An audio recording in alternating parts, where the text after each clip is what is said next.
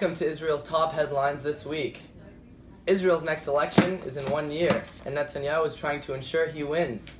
A proposal put forward by Netanyahu this week would lower the electoral threshold for parties seeking a seat in the Knesset to 2.75%.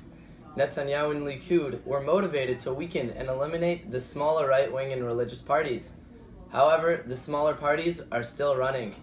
This election, it has become clear that Netanyahu would prefer to keep the balance tilted toward the right, even if that means having to contend with the demands of additional, smaller coalition partners.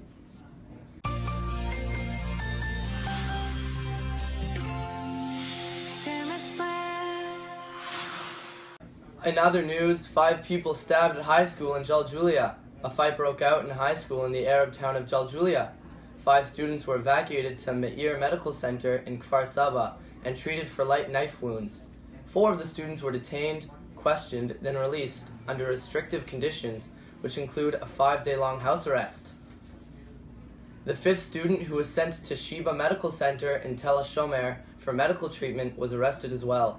Police say violence of this level is rare for Israeli high schools.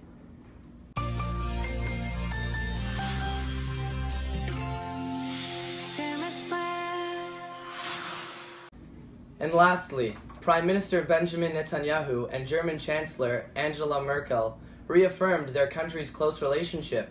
After a press conference, the two met for a joint session where agreements on many different issues were signed. Although Netanyahu and Merkel agree on many things, like staying committed to ensuring that Iran doesn't achieve nuclear capability, they acknowledge their differences of opinion.